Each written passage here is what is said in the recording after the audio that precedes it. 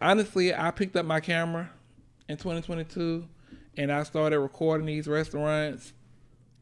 Camera was shaky, quality was horrible, everything was just bad. When I go back and look at it, I cringe. But that's the beauty of it, because I have come such a long way. So don't worry about what you have or don't have. Just start. You know, God shows you something and then you actually start walking in it. Mm-hmm. You be like, what?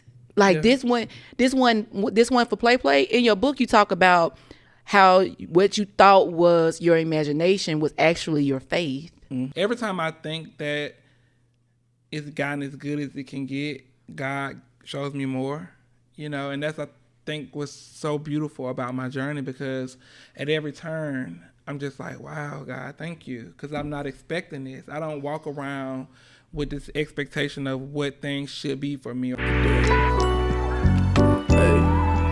Hey, thank God for another day.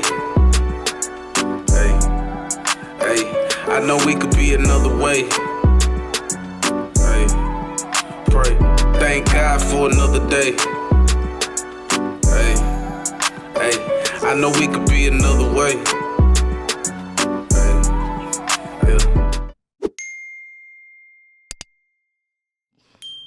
It's a new week at Jess Ask The Podcast, the safe space where transparency meets transformation. I'm your girl, Jessica S. Smith, and I do nothing without my girl, Desiree. Hey. Desiree. Hey. Desiree. Y'all know I still be trying to figure this tech stuff out, right? So y'all don't be coming for me.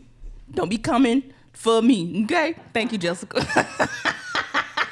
My friend love me because I know she gonna. Why you ain't in the camera? You know what? But I did that because I know friend tried. She tried. She just tried to get over there and do all the things. But she didn't ask me for my help. That tells you a lot, huh? I mean, what should you do? Because you was, we was having, we was briefing and having a good conversation with our guests. I don't know if he a guest anymore though. This might be home for him. No, he family. You know what I'm saying? I'm excited about this one.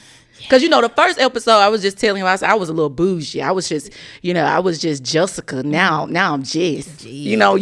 You go from Jessica to Jess. It's like some personal stuff going on. It's going to be good. Y'all see the book. Y'all see the name. He needs no introduction, but he's our favorite cousin. I want you to put your hands together, get it up in the chat. Hey. The comments got to be live for this one, baby.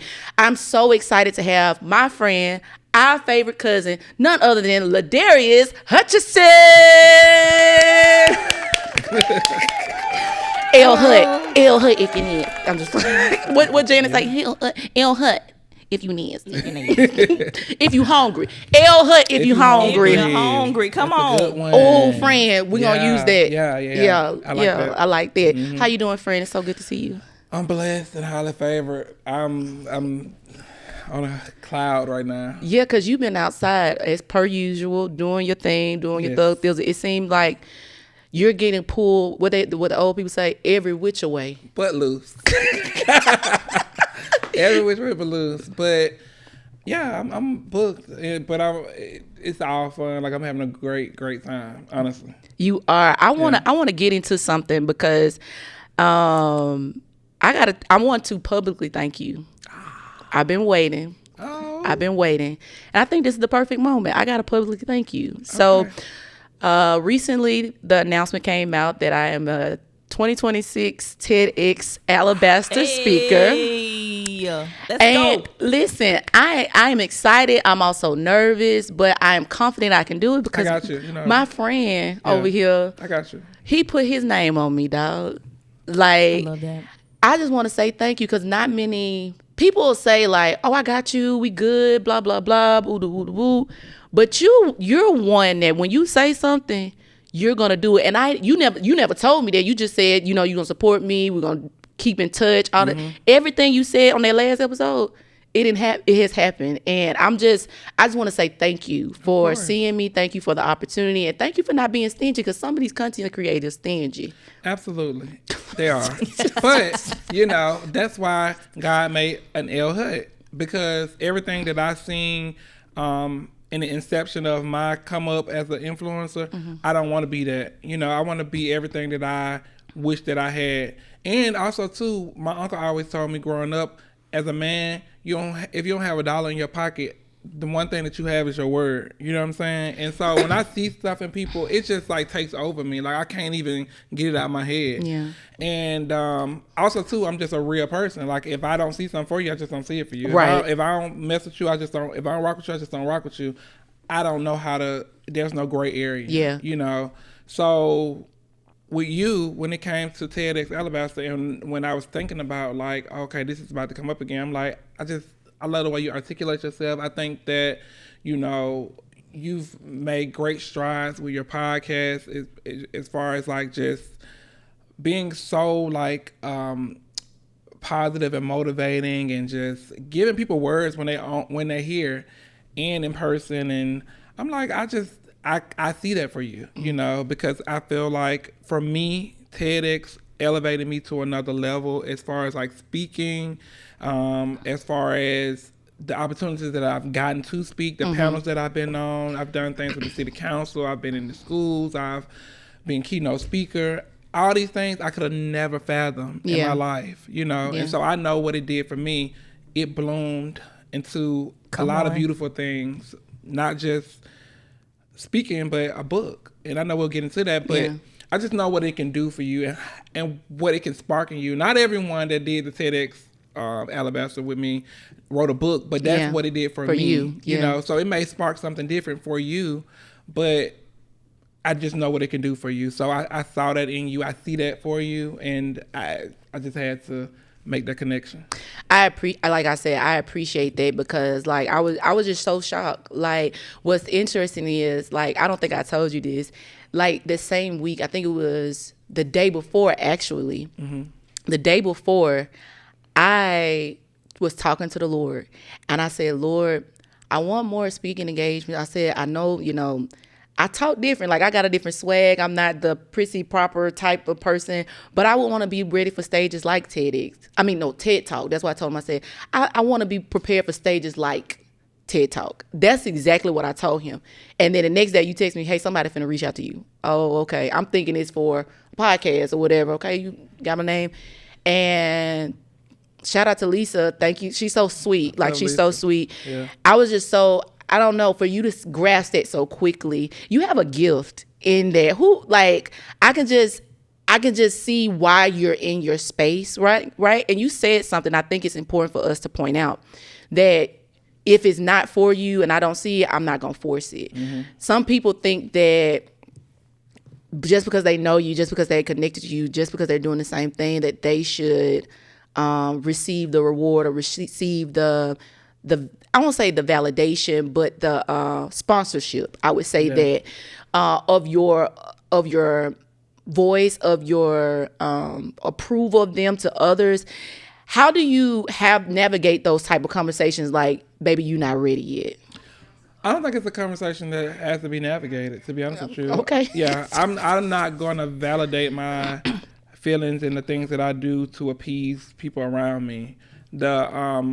The things that I do for people are because it's on my heart to do. Yeah. You know, so why am I explaining to you why I helped, or not even necessarily helped, because it's all God, but how God put it on my spirit to give someone else a platform. Like I'm not going back and forth about that. You know, so for me, honestly, people don't ever question me about stuff like that, because if I'm being quite honest with you, it's so many things that I do for people that nobody knows about that I do as far as opportunities. I'm gonna give you an example. It's some people, some content creators that I don't necessarily rock with. You know, they're not my cup of tea, and that's fine. But it's been brands that reached out to me like, hey, I want to work with you, but hey, can you give us a group of 10 other influencers, whether I rock with you or not, if you're doing your thing, hey, hit them up. And they hit them up. The person probably never knew that I was the one that connected them. And that's fine. I'm cool with that. I don't need that type of, but I know what my spirit led me to do. You know what I'm saying? So I know that I've given a lot of people opportunities, whether they know it or they don't know it. But that's just the type of person that I am. You know what I'm saying? I could be like, oh, I don't know about it.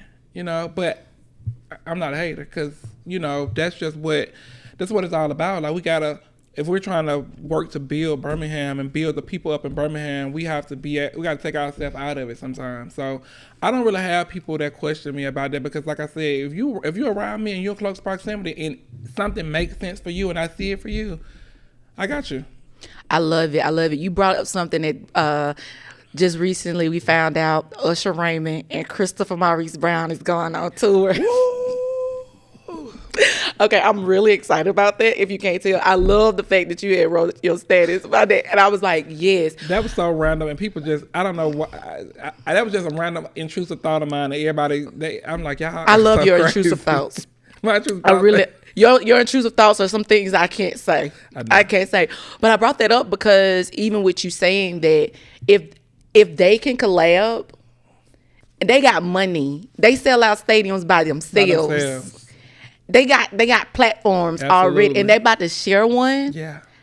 Crazy. So I'm curious to know, who are three just content creators that you aspire to or would like to see yourself collaborating with? I would love to maybe like do something like a Keith Lee. You know, that'll be dope. I love who else? Honestly, to be quite honest, the people that I really wanted to work with, I have. Okay. You know.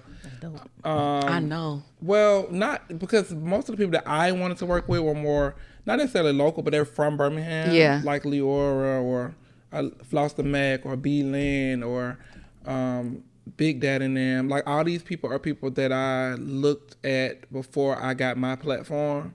And so I used to watch them. Yeah. You know, and they've done great. Like outside of just being from Birmingham, they have taken their careers way beyond Birmingham. So for me, they were people that I like really watched, and I'm like, they inspire me. Yeah. You know, and I gave them their flowers and I let them know that, and that's why I had most of them a part of my event this past February. Which ate down. Thank Desiree. you. Yes. Ate down. Thank it was you. so beautiful. Thank y'all so much. Baby. So beautiful. You told me, but it's not when I didn't believe you. I didn't even believe it. Bruh. I didn't even believe it, y'all. Bruh. Let me tell you how me and Desiree was examining everything. We was talking to the people, but we was looking at, when we walked in the room, the first thing I saw was, Bloom Where You Planted to the right. It had your logo. Oh, and if y'all know, we had to go through God. It looked good. People don't be knowing like the insides of like putting an event together. The final presentation it blew my mind. I don't even know if y'all saw it or not. I don't know if y'all caught me in the corner crying. Yeah, we did. Okay. Yeah. I was crying real tears because I was so overwhelmed with the fact that we did it, and then my family was there, and then it was just so many emotions going over. I don't even cry like that. Yeah. I promise I don't, but I was so emotional because I could not believe that, first of all, everybody was there congregating for me, or not just for me, but for the purpose that I put out into the world, with my Eating Grease series, and then having my family there, and then just like the book. It was just a lot of things on me at one time. I'm like, this is really, really a lot, and I don't even know. My uncle was like, "Why are you crying?" I was like, "I don't even know." Yeah, I was like, "I can't even tell you." Because it's like when God shows you something, and then you actually start walking in it, you be like, "What?" Like this one for Play. In your book, you talk about how what you thought was your imagination was actually your faith. Mm-hmm. And it's like, it's almost, that's what I think about your Eating Grease. Like people travel so far. From Florida, from Mississippi, from Montgomery. Yeah. Now I am curious about one thing, and then we're gonna get into this game that we're gonna play. I've never played a game on my on my podcast. So we finna play this game. But it's gonna be good. Bloom, the energy drink. How in the world did we? When I saw that, I was like, he's a mastermind. Like, let me tell y'all what's so crazy. I'm gonna tell y'all what's so crazy, and I'm gonna tell you how God. Like, I just know that God don't play by me. Come on, He don't play by me because. So, my best friend Maria, she has poised the event styling. That's her business. And just like I was telling you earlier, I pull her out of retirement every single year. Cause she don't necessarily, she's been trying to she don't really want to do it. Yeah. But I'm like, no, you're going to do it. I believe in you, enough to, and she loved that. It gives her energy or whatever. But we were talking about the event or whatever, and I was like, this year I want to elevate the event. I want to have activations, because I want to move on to bigger. I want the event to be bigger and bigger as the years progress or whatever. So I was like, I want to figure something out or whatever. I promise y'all, it was so random. I got an email. Which I get a lot of emails, but I got an email, and it was from this marketing company or whatever. And they do marketing for Bloom and Kind Bar and the Water Box and just a bunch of different healthier alternatives or whatever. And I was like, So I ended up going on their website, and they was like, partnership. And then on their website, it said they do partnerships for where I can post on social media, or they do event partnerships. And I was like, oh. And so literally I was like, I'm just gonna apply for it and see what happens or whatever. Didn't think that nothing moved on. I don't even remember what. But then next thing you know, I got 8 boxes delivered, and I was like, what is this? But I didn't go back and check the email, but I had got the email that they approved the partnership. All they needed was they wanted product placement, and they wanted great photos and things to send to them or whatever. Yeah. And then they told me, it was whatever you need from us in the future, as far as partnerships, whatever brands we work with, we got you. And it was I just literally applied. But of course, they had to look at my following, look at my previous events and stuff like that. Random. Really, it was a thought, then the email, then it happened. But you put it, but it wasn't just a thought. It was you putting in the effort. And we were just talking about a few moments ago, setting yourself up to be in the places that you want to be, or you've envisioned yourself being. You just can't stay in the imagination of things. And so what is for somebody that's okay, I have not been able to put myself in the position to where I can just send an email. What advice would you give to them? How did you structure yourself from imagination to being at the point where you can partner with somebody like Bloom? I think it's just, honestly, I kind of probably ask myself that question. So I'm like, I don't know how things be happening, Jess. I really don't. Sometimes I feel like I put things out into the atmosphere. Yeah. Or thoughts come over me. But literally that's just what I think it is sometimes. I think it's just a thought. But then it's just some kind of way God just brings it all back to me, But I would just tell people to speak it out of your mouth into the world, and I was talking to my best friend, and I wasn't thinking that it would happen. I just was literally imagining, what if we, something activations. I want activations or whatever. I just feel like you have to be very intentional about what you speak out your mouth. Yeah, those are the things that happen for you, and sometimes it be blowing my mind because I'm just like, wait a minute, I just said that, and then here we are, So it's just about saying it. Honestly. Yeah, that's so good. So, I'm over here just uber excited to get into this game. So I was reading a book. Okay. Bloom Where You Planet. Okay. You can get it off Airwell. You can get it off Airwell. We're gonna have the link in the description.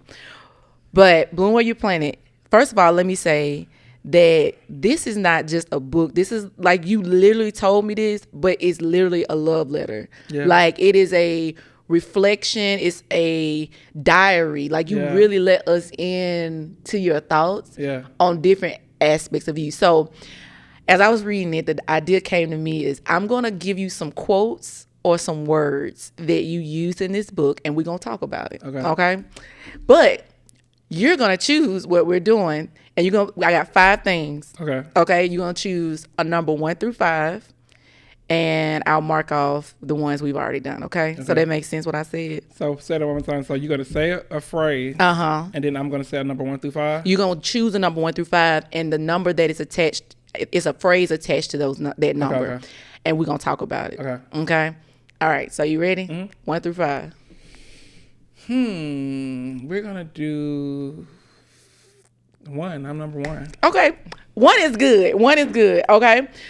In this book, you said community isn't work. Isn't content. It's impact. Community isn't. Let me make sure I said that right because I wrote this down. Y'all know. Look, here it is. Yeah. Community work isn't content. It's impact. That's on page 43 if y'all reading with me. Okay. All right. So in this is the building community one event at a time. And I think that you were talking about, I'm just going to read this a paragraph. One moment I'll never forget happened at my first toy drive. A single mother came to pick up gifts for her children and broke down crying. That moment stuck with me. It changed something in me. It reminded me that community work isn't content, it's impact. It matters. Can you walk us down that thought? Because sometimes we content too much. Yeah. You know what? So as I've been going through this journey, when I first started, I was just doing it out of just habit. Like I was just finding a hobby, kind of, sort of. I was just but then I started to try to figure out, like, what's my purpose? Like, what am I doing with this or whatever? But I have always been a people magnet, and my family always said it about me. Like, I've always been well received by people, that my entire life. I've never had an issue with, like, cultivating relationships. That's never been an issue for me. And keeping them. My friends stick like grits. So that's just kind of like how life has always been for me. So when I think about, like, my platform, I'm like, sitting behind this screen and like people watching you from their phones, for me, is just not enough. What are you going to do with that? And so, like I told you the last time, and like I tell anybody in any interview I do, my success has been a combination of God, Him giving me the free will, and people believing in me. Yeah. And I think throughout my journey, people has forced me into situations that has grown me in a way and made me realize my purpose even more. Because now I understand that I have the ability to do toy drives, to do back to school drives, to do, sponsoring people for prom or whatever it is that I choose to do, whether it's panels, going into these schools. I've probably been to so many different Birmingham City schools. I went back to my old high school. I was the keynote speaker for that senior installation. I was there for, like, I've been to career days, career fairs, all these things or whatever. To me, that's what it's most about, because it's one thing to talk about it or just be on your phone or just creating the content, but it's another thing when you actually are being impactful in the community physically, because we all could talk about what we're going to do online or what we want to do. It's just about being out there and actually doing it. And so that's what I've been so intentional about at this phase of my journey, because I'm visible. People know who I am. The kids know who I am. And all these things, the city knows who I am. So it's best for me to use that and leverage that in the most positive way. And I can't think of a more positive way than to actually be out kissing babies, shaking hands, and actually doing the work. Yeah. How do you choose, especially with a situation like that with the single mom, like how do you choose the impact that you broadcast? Like, how do you navigate that? Well, what's so crazy? Actually, the single mom situation that I'm talking about in the book, that happened before I was even an influencer. All right. Yeah. That happened in like 2021 or 2020, something like that. So I've been doing things like that before I even became an influencer. But I think it's about just using your emotional intelligence. I don't want to put someone out there that's not willing to be put out there, and especially it depends on the initiative. Sometimes some certain instances calls for kids or parents or whoever the case may be to be on camera. Like, for instance, I did a partnership with Hibbit, and one of the partnerships that we did around Christmas was a Christmas giveaway. But they wanted me to show me taking the kids shopping at Hibbit for the items or whatever. And so the mom was completely aware of that or whatever, because that was a part of, we had to show what we're doing with, with the thing or whatever. But sometimes some people don't want to be seen, or, they don't want to be shown, and that's fine. Yeah. So, I think it's like a consumer, and I'm not saying, this not me. Okay. Because I understand that things have to be visible so they can be seen, right? Like you have to, and it's not even a marketing thing. It's like, hey, I'm letting you know. But there are people that just really genuinely think that, all they doing is doing this for this, like, as far as like in a negative light, but it's really needed. So, but you also have to have, like you said, emotional intelligence, but also be integral about, okay, maybe I shouldn't do this or maybe I shouldn't do that. But I think that's on both sides. We need to hear that. Okay. Yeah. So next number, because it's one I want to really get to, but I want you to choose the number. 3. Go to 3. Okay. This one good. Okay. This one good. Okay. Let me go to this page. It's page 61. Okay. So,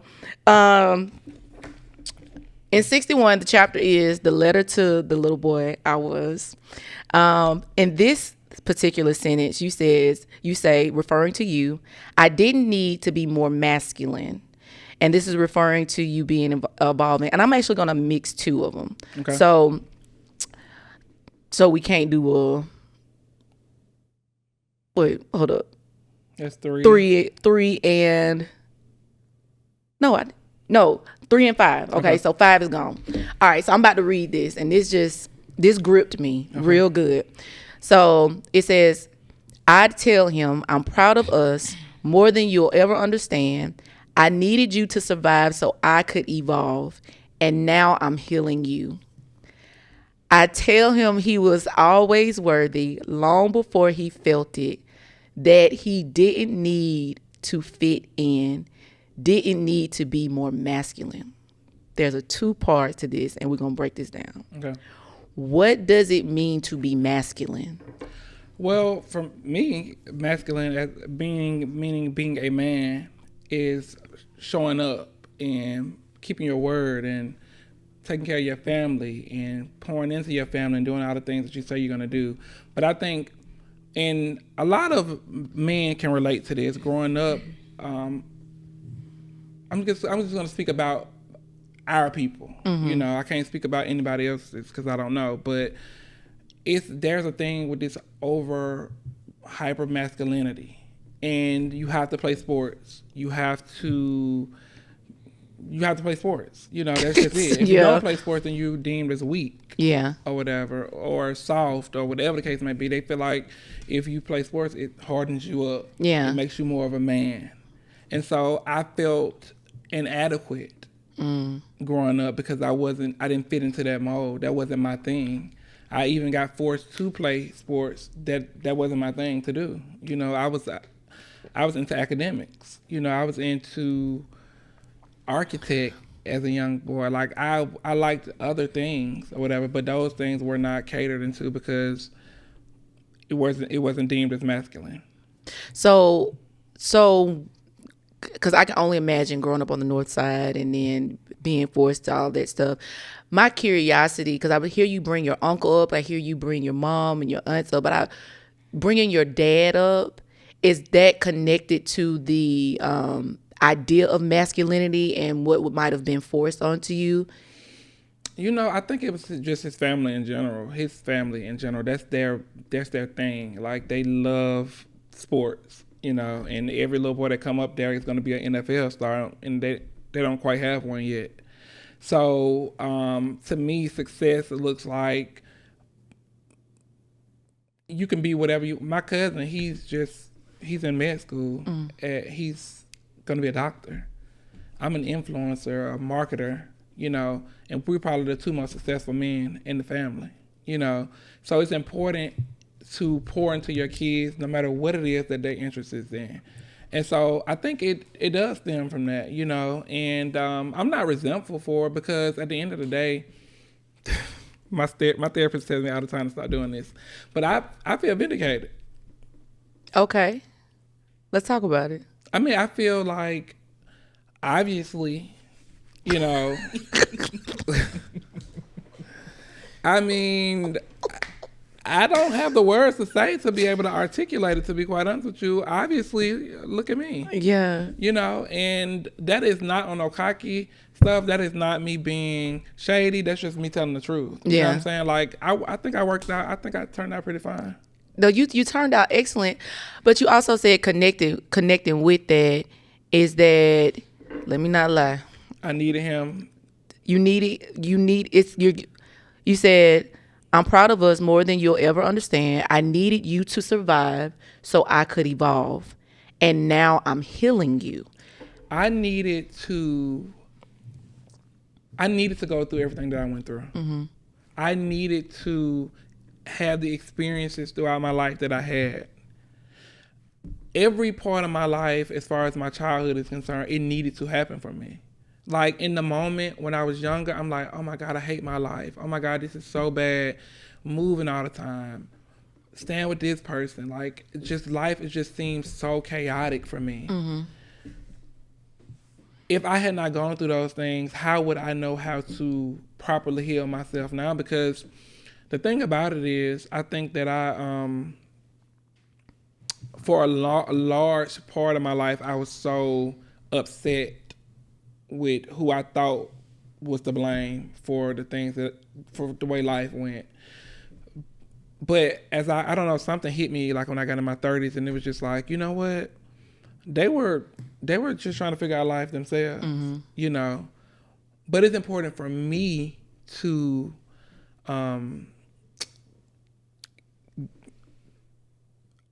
as I'm in therapy, to not just have therapy for myself, but have therapy for little LaDarrius. Mm-hmm. You know, talk to him, speak to him. Me and my therapist do that all the time. We talk to him. So how did that make younger? She called me Darius. How did that make younger Darius feel? Mm-hmm. What was younger Darius thinking in that moment? And we're healing him. Yeah. Because if I don't heal him, I won't be fully evolved. You know. Yeah. What's the hardest, most challenging thing that you've had to talk to little LaDarrius or Darius about? I think for me, it's not even more so necessarily from childhood. It's more so from adulthood and learning and the things that I didn't know or wasn't taught. Yeah. I think a lot of times we spend so much time beating ourselves up about the mistakes that we made. You know, it could have been something you did 4 years ago, 3 years ago, and you're like, it's a constant loop in your head. So I have to forgive myself for the mistakes I made and forgive those people that I feel like should have taught me not to make those mistakes. Yeah. You know, and so a lot of that is that. Yeah. You know, because honestly, me and my therapist, I've been in therapy now for about 2 years. We've made tremendous strides. Yeah. You know, I am not the person I was 2 years ago. Yeah. I was bitter. I was upset. I did not know that I was bitter and upset. I didn't know that I was holding on to so many things and that I was upset with so many people. Yeah. And also writing this book was healing for me because at the end of the day, I was able to get it out. I don't care how it make anybody feel. This is my story, you know? And so I'm not apologizing. It's already wrote, it's printed, it's out. We got the book right here. The book is out. Yeah. So I'm not going back and forth about my life and what I went through and how I felt. Yeah. You know, and to some people it may be confusing, or to some people it may be the first time they ever heard that or even knew that was in my mind, but that's because it was in my mind. Yeah. You know, so. Did you ever feel like you had the permission to release that though before now?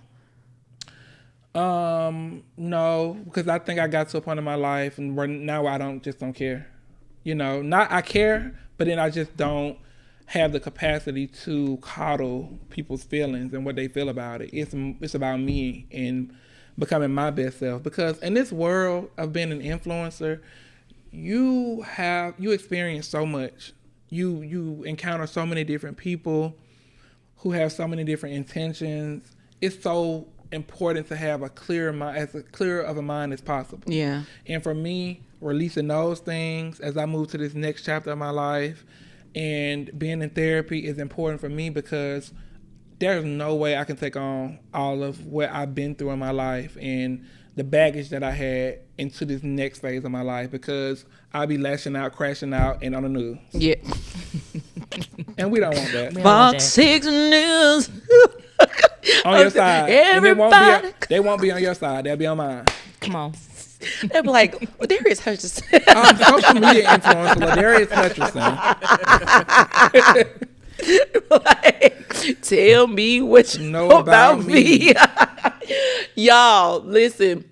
No, this is good because I'm learning a lot and I'm hearing what you're saying. I can relate to what you're saying too because my therapist is my best friend. I can't wait to find her so she can be my best friend in real life because she said that. My therapist said that. We said that all the time. She's like, I can't wait. I'm like, but you're not going nowhere, so I don't know. That's the tear right there. It's like I don't know when I can fire you because I really need you right now because you're keeping me out of jail. Yes. Okay, but I think that you're saying something so powerful because one of the biggest lessons I've learned and the hiccups I had to get over was my daddy wasn't Superman and my mama wasn't the villain. And learning that, especially being at this big age, you know what I'm saying? At this big age, when you hit 30, perspectives start to be a little different. You know what I'm saying? It hurts. And it's uncomfortable navigating through it, but it's so needed because now I think about the woman that I am now. And as you were saying, like, God has given us the responsibility of influence, right? You have a huge responsibility of influence. What does it look like for you to be you have hatred in your heart or you have unforgiveness in your heart and you trying to influence somebody else to do something? And I just have to say this. I love my mom and my dad. I love them in a whole different way as an adult. I do. And I have a whole different level of respect for them. Yeah. Because at the end of the day, when it's all said and done, my story is my story and it happened the way it happened, but that has no impact on the relationship that I have with them today. Right. And especially my mom, because she always just been an angel. You know what I'm saying? I was confused about my relationship with my dad for some, different eras of my life. Mm-hmm. And I think you go through that. Men go through that with that. But one thing that both of them have been is consistent, no matter what I thought it should have been as far as like the relationship with my dad or whatever. We've always been consistent as far as like him being around and, us being together and things like that. But I survived, and I wasn't abused. I wasn't hungry, we went on the streets. So everything was, in my mind, I'm like, it was okay. Now, is that the way I would have done things? No. But that's why it's important for me to heal myself so that I don't repeat those same mistakes. Yeah. And, that I'm able to create a better life for myself. Like I always tell people, I was with my parents probably for like 18 years of my life. Then I went out to college or whatever. I'm like, well, for the next 18 years, I get the opportunity to change the narrative and make the next 18 years look completely different than the first 18 years. Yeah. That's what's so beautiful about our lives. Yeah. We can write our own book, but in such a different, the way that we see it or the way we feel like it should be written. And of course, things are not going to be perfect. Things are going to happen. I've been through things. I talk about it in the book, but here I am. There you are. Do you want a family of your own? Yeah. I would want a kid. I would want a kid. Just one kid? Yeah. No more. We can't do that. Because I always think about, now more than that, I've been thinking about that a lot lately or whatever. And actually, to be quite honest with you, I got friends who have not been married yet. They're like, hey, would you have a kid? If we... I'm like, sure. It'll be a cute kid. I'm dead. I'm so serious. We know you're serious. But that's their business to say. I'm not gonna go into details. Yeah. But so you might. So you getting offers out here? I'm so serious. I know you're serious. Yeah. That's what I'm like. Oh, okay. So y'all trying to have family with L Hood? A little L. We about to a little L Hood in 9 months. Okay. But I think I'm really, really good with kids. I'm so chill with kids. And think about kids with me. Kids don't play with me. I don't even have to whoop them. You just got that. That look. You know that trend that's going around. They say, Jessica on TikTok. That's probably, they just need to say, El Hud. With kids, what's the trend? I'm the birthday. What, somebody said that to me at Chick-fil-A the other I'm day. the I didn't birthday. understand anything what they were talking about, but now I get it. I need to catch up. Okay, so we got two more. What is it? So we have 2 and 3. 2 2 and and 4. 3. Okay, 2. No, 2 and 4. Okay, 2. Okay, this one was so good. Okay. I feel like you was reading my life. Oh. So this is actually chapter 2, the little boy who paid attention. Okay. And at the end of it, you say, but the truth is, if I had to describe the younger version of myself in one word, it would be lost. Lost? Okay, hold up. Because I almost cried when I first read it. I feel like I'm about to cry again. Hold up. All right. Lost because the world around me didn't match the world inside me. Lost because my dreams didn't look like the dreams of other boys. Lost because I didn't see a future that looked anything like the one I live today. I ain't gonna lie. Desiree put it, I felt like somebody was cutting onions when I was reading it because that touched me in a different way. Can we go to the little boy that felt lost? Like that word is simple, but it's a deep word. I can't even put language to how I felt reading that. How did you feel writing that part? Oh, God. You know what? Since I wrote the book, we proofread, and I haven't read it since. It's literally like one of those things where I understand what like music artists say. They write the music and they don't listen to it again. That's kind of like one of those things for me because literally I don't even know if I have it in me to read it. To be honest, that's so vulnerable for me. That's not typical for me, you know. So when I say lost, I mean like I felt like everybody around me like was so different, you know. My mom family is from like Avondale Projects. My dad family is from the North Side, and then there's me. I was just unique as far as like my mindset. And I was always smart. I always make good grades, and you know, just very much so like studious and artsy a bit. I used to like to draw. I used to watch TLC. I used to like to watch building shows.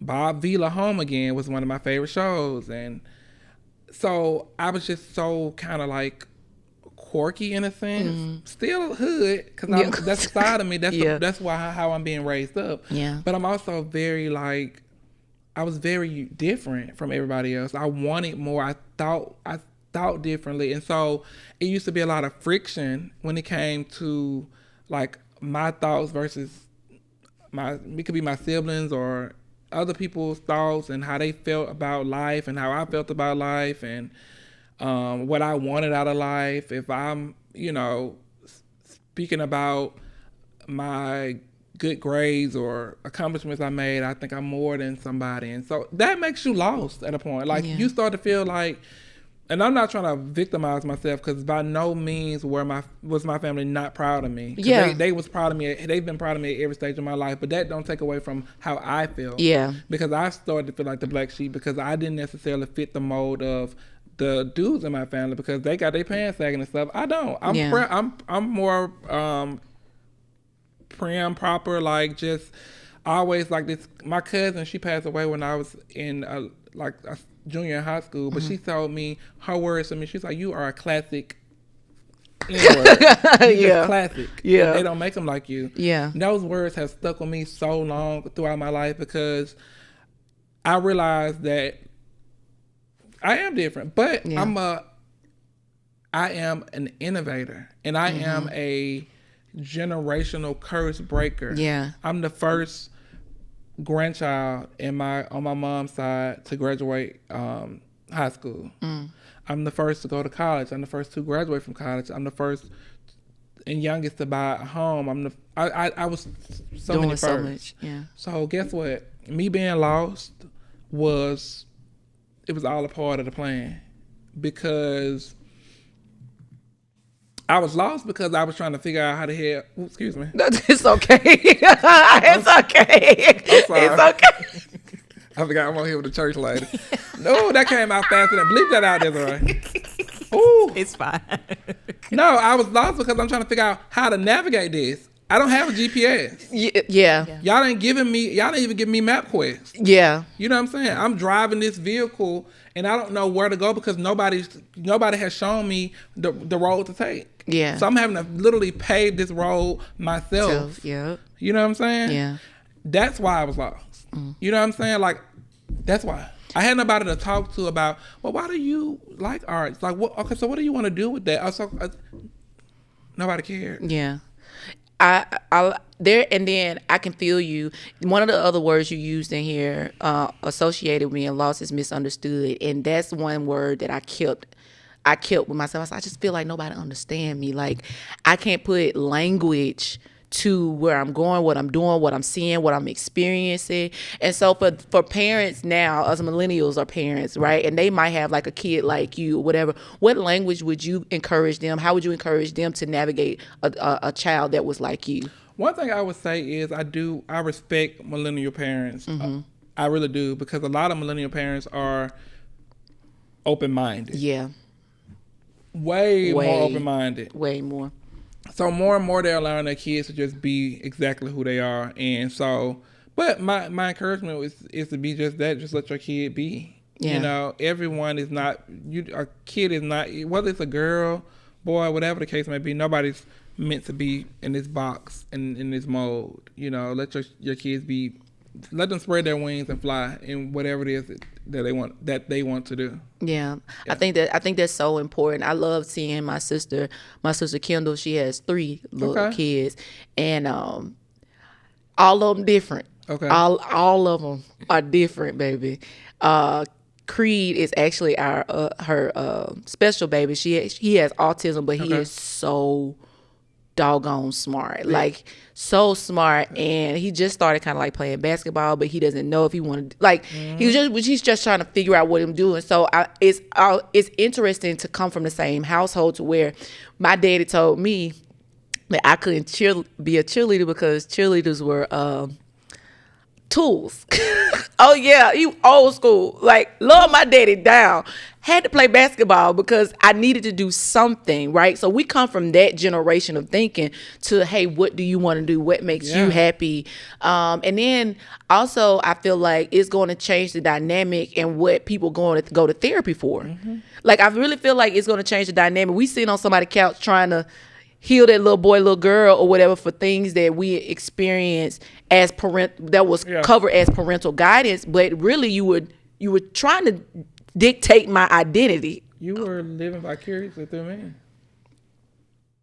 and that's dangerous. So I like that. Shout out to the millennial parents. Shout out to y'all out here eating down, because auntie and uncle, we love kids. Did you hear him just call me the church lady? He did. I wasn't gonna let that go. Did you see LaDarrius call me the church lady? Now you know folks take your that. You know folks take your word. I forgot that. It's okay. I can be the church lady. Okay. I'm a cute church lady though. Yeah. Eat down. All right, so let's get into 4. I loved this. Okay. I love this. Okay. What I'm going to do is this is a perfect ending, Lord. You know what you're doing. I want you to read the author's note out loud. Okay. I want you to read the author's note out loud. And this is my book. That's my book that I bought. I bought that book. I'm screaming. Okay. There are stories we live through, and then there are stories we finally learn to tell. This book is both for me. Bloom With Your Plan didn't start as a message. It started as a survival strategy. It was something I learned by accident, by living through moments that tried to break me, shake me, humble me, and grow me all at the same time. I wrote this book for anybody who has ever felt overlooked, underestimated, misunderstood, too different, or too scared to believe in their own becoming. This isn't a perfect story. It's an honest one. It's the truth of a boy who paid attention, a teenager who held on, a young man who struggled in silence, and a grown man who found purpose in the very soil he once wanted to escape. If you're reading this, I hope you feel seen. I hope you feel encouraged, and I hope at some point in these pages you realize you've been blooming too, and maybe without even knowing it. This book was written with love from Birmingham to the world. LaDarrius L. Hutcherson.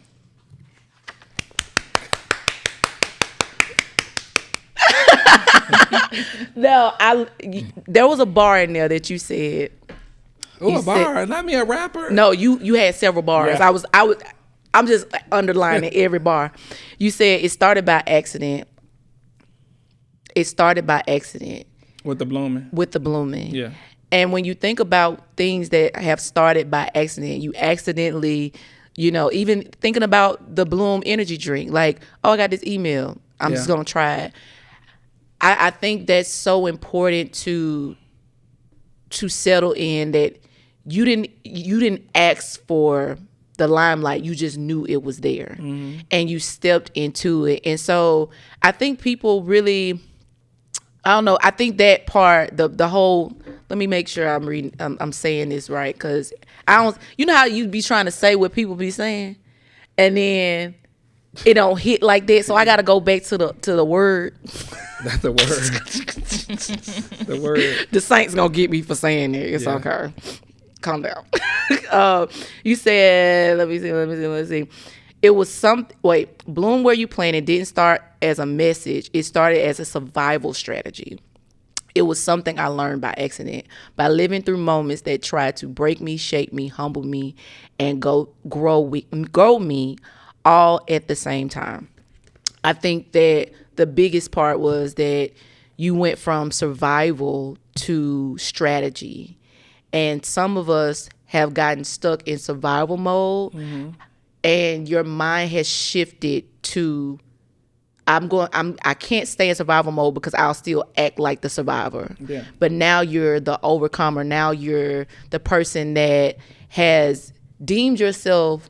Well, let me ask you that. Let me not assume that. Have you deemed yourself worthy for what you've been entering into? Yeah, now more than ever.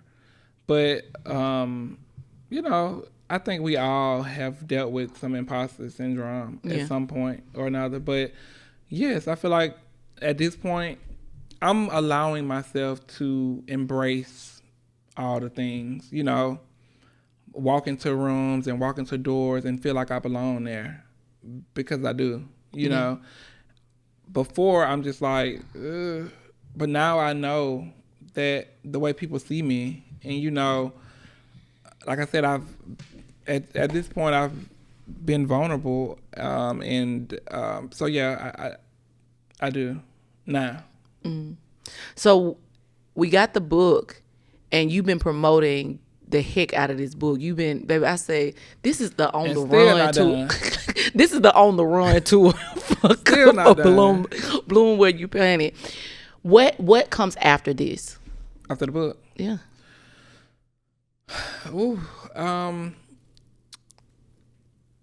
it just in general, or just relates to the book? Just in general. What is? Because this was big, dog. Yeah. This was huge. I know. I got a lot of goals. I honestly do. Like I got brands within my brand that I want to start, and partnerships that I definitely want to make happen or whatever. And I'm not gonna stop until I do.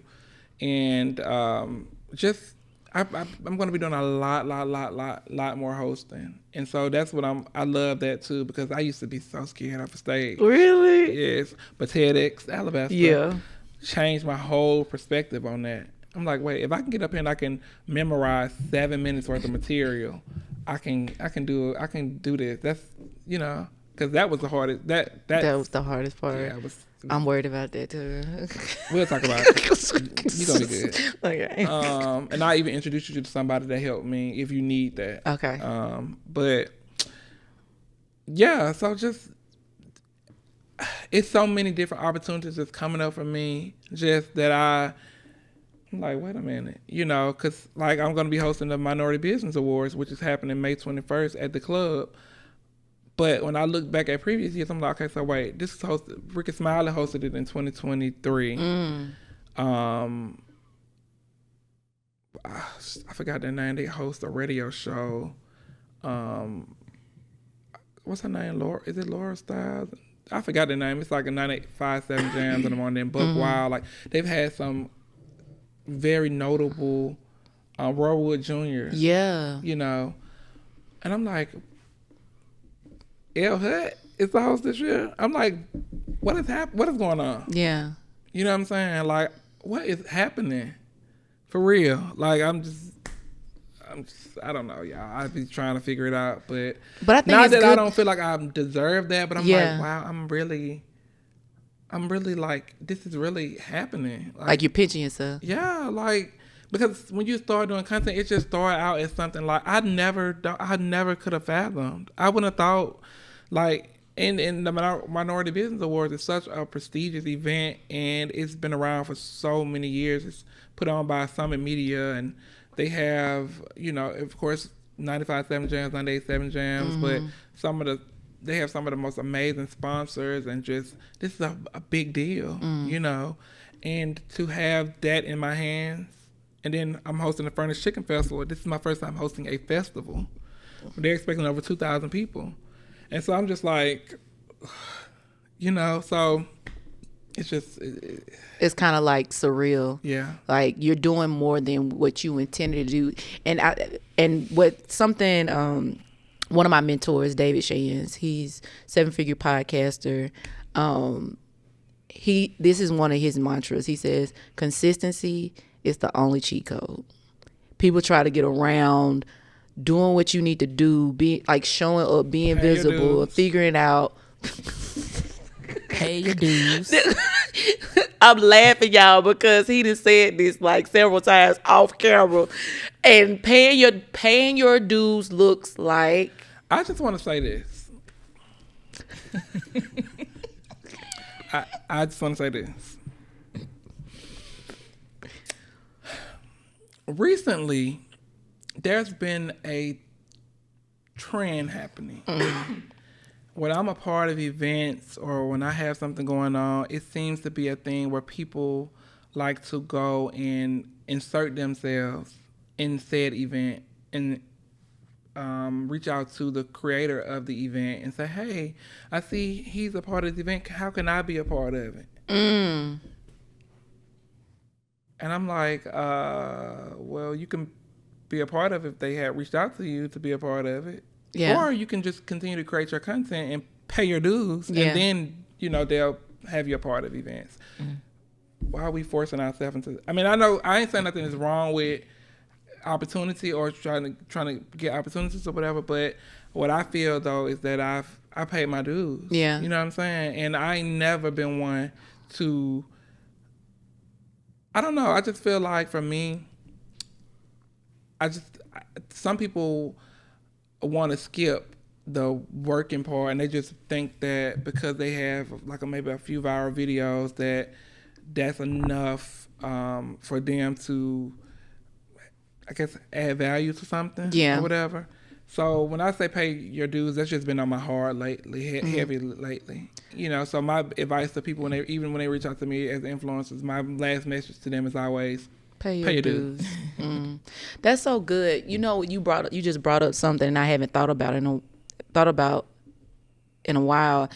I had started, and that's why I so tickled when you call me a church girl, but it's okay. So I feel like I'm having a moment with you right now. I'm just gonna have it. Okay. So I was in school and I was with some people. I'm just gonna say people. And one of the things that was brought up was that I'm only around for a prayer and like I think it was a prayer request and a promotion. Like if I was promoting something or I'm here for a prayer request or to pray or whatever. And I had a moment where I had to just kind of realize that's part of who I am. And it's interesting that I have this platform. And I am trying to, I don't know what it is about you that just makes me want to cry today. I try not to get stuck in like the opinions, because I am growing in this space, and then being visible to people like you, visible to people like Miss Tab or whatever, to not look like I'm chasing anything outside of what God has told me to do. That has probably been the most Let him use you.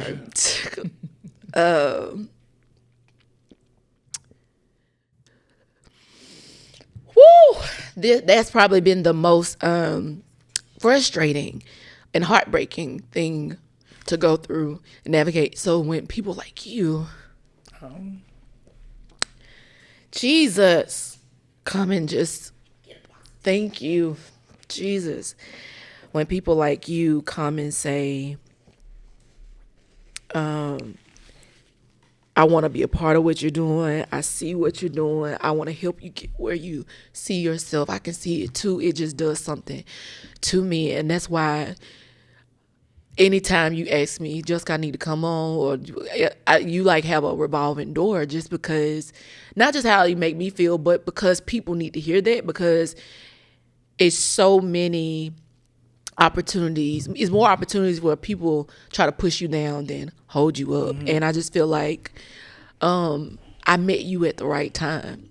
I really did. I didn't know I was gonna say that. I didn't know I was gonna get emotional either. Man, you trying to make me cry today? Like, no. I see what you're doing, but no, I think that that's a part of the message that I'm trying to like say. Like when I say pay your dues, regardless of what you feel like people think or what people actually may think or whatever, God has aligned you, and He's positioned you. And I don't feel like things happen by mistake. I feel like they are ordained. Mm-hmm. These things were going to already happen for you before you were even here. Yeah. So don't allow yourself to feel any remorse or regret for where God has you at in your life and the people that He's aligning you with, because you're exactly where you're supposed to be. You really are. Thank you. I did not know I was like, doggone, we was laughing, now I'm crying. Desiree, girl, what's up? You still here? Yes, I am here. In the center of it all. I'm here. In the middle. Okay. But no, so I had to go get some paper. I had to get my paper. Oh. Because like as you guys were having conversation, just different thoughts and things were coming up, and if I don't write them down or capture them, sometimes I'll lose them. But what I loved about this particular conversation, what I was getting from it, and just kind of as I've gotten to hear your story and your journey, is I love the confidence that I feel like you've always kind of had, in a sense, right? Mm-hmm. Even though there's been kind of like growing up, there were moments where you wasn't quite sure of where you fit in, right? Yeah. And I think it's so beautiful because, like you was telling Jessica, when the Lord is like, hey, I need of course, LaDarrius probably wasn't your name in heaven, but he was like, hey, I need this shining star right here in the earth at this time, right? Mm-hmm. So with saying that, He doesn't necessarily say, hey, I want. Sometimes our parents are just the tools, in a sense, not tools like to get us here, right? Into the natural space. But He has already placed in us everything that we need for the purpose that He's put us here on the earth. The issue is, we're born into natural families. Mm-hmm. You know what I'm saying? We're born into natural families who people themselves are still trying to figure out themselves and their lives. And because sometimes there's different eras when they say you were put in this earth for a certain time as this. Like you think about like my grandparents, like the era that they lived in, the things they had to go through, the things that they needed to survive is completely different from where we are today and the things that we need in order to survive in this world. And so I just love that even through you trying to figure things out, as you've grown, you found your voice, you found your space, you found your place. And the other thing that came up, the reason why I wrote this down, and I missed the angle. I missed the angle because I was researching, okay? So as you were talking, I saw a river. As you're talking about, I saw a river, and in seeing the river, I saw like these little branches that come off of rivers. They're like streams, right? So streams happen when there's sometimes no space for the river to keep going, so it needs to kind of break through. Yeah. And what the stream does is it provides water to spaces that wouldn't have necessarily had the opportunity to get that water if it hadn't branched off. So that looks like us being confident and standing in the purpose that God has us, because yes, we have a family that we were born into, but it's also, and he's put us on this earth for a reason, and it's our responsibility to tap in and do that thing, right? So when we do that thing, when we keep God first, things happen. Like you said, I don't know, things just keep happening. Why? Because LaDarrius has owned his authenticity. He also keeps God first in everything that he does. You know what I'm saying? And so because of that, the scripture says that as you delight in him, he will give you the desires of his heart. Yeah. And the truth is, the desires of your heart is really the desires that he had for you from the beginning. Yeah. You know, and so I just love this conversation because it's just a reminder that we all have something to do on this earth, and we have to step into that thing wholeheartedly, unapologetically. And as we do so, yes, people are going to talk or whatever, but 9 times out of 10, the people that are talking are the ones that have not found their spaces yet, you know? And so I just appreciate it. And for me, just watching you, listening to you, it's just been very inspiring just to kind of continue to hear your journey and your story. So thank you again for sharing that. So I got my papers and my notes and things. Baby, I appreciate that. You talking about I'm the church girl, but you done came here and preached. No. Desiree got her whole... all her notes. I did have my notes. You can split the screen, but she got all her notes. She went and got her paper. I did. Girl, I was talking to him. My bad. I'm my bad. No, y'all, I'm in a different season, and I'm just in a season of gratitude, and that I appreciate those words because sometimes you just need to hear that, you know. And so I definitely appreciate that. And I honestly don't even sometimes understand how many people that are inspired by me, you know. It's not until I'm out, like really out with people. That's why I say it's so important to get out and just touch people. Yeah. Because every time I go somewhere, no matter where I'm at, I don't care, it could be a club, people are going to come up to me and tell me how much that I inspire them, or how much I watch your journey, I watch you from the beginning, like it's just, it's crazy. Yeah. Yeah. So you already know what time it is, LaDarrius. I know there. What time is it? It's time for you to leave us with your final thoughts. If they didn't hear anything else you said today, and even if you came in here with something that you just like, I just want to say this and leave the people with this, the floor is yours. It's your time. I just want to say I'm grateful. You know, I am here. You know, I have literally realized that I'm here, and I'm walking in my moment. You know, every time I think that it's gotten as good as it can get, God shows me more. You know, and that's, I think, what's so beautiful about my journey, because at every turn I'm just like, wow, God, thank you, because I'm not expecting this. I don't walk around with this expectation of what things should be for me, or how people should treat me, or how when I go places, should they roll out the red carpet for me? I don't know if that'll ever be me, because I'm just not the type of guy. You know, I've always been, and my therapist tell me, I've always been overly independent. I've never depended on anybody for anything, but I think that's what makes it so beautiful, though, because what I'm learning to do is just embrace and be okay with, you know, things happening for me, and people doing things for me, and people like showing their appreciation to me for what I do for the community, you know, and considering myself a community leader now, or a community builder rather, because I'm helping build a community. And so now I can say that I'm L. Hut, a TEDx speaker, an author, an influencer, and a community builder.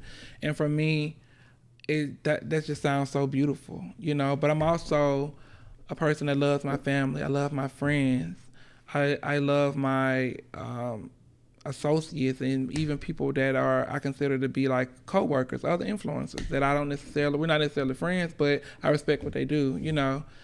And so it's just a beautiful time right now, and excited to see what God has in store for me next. Awesome. Well, I'm excited to see. Wait a minute, I was supposed to leave them with a word. Yeah, but that was on your heart. That was no. Okay, wait. He said, "Give it back, run it back." No, we can still use that, but the word that I would look at them and say it. Okay, the word that I would. Okay. Oh, this is gonna be. Y'all gonna edit that part? No, we gonna let them see. It's gonna be amazing. They gonna see the real L. Oh my God, they gonna say he is so dysfunctional. No. Okay. So I just want to say this: whatever it is that you aspire to be, whatever it is that you have in your heart, just do it. I know it sounds so cliche, but you cannot be fearful and be successful. Those two things just don't work together. You have to literally just, put yourself out there and do it. Like, honestly, I picked up my camera in 2022 and I started recording these restaurants. Camera was shaky, quality was horrible, everything was just bad. When I go back and look at it, I cringe. But that's the beauty of it, because I have come such a long way. So don't worry about what you have or don't have. Just start, whatever it is that you want to do. I don't care if it's nails, hair, barbering, whatever the case may be. Just start, and God will. He'll definitely lead the way.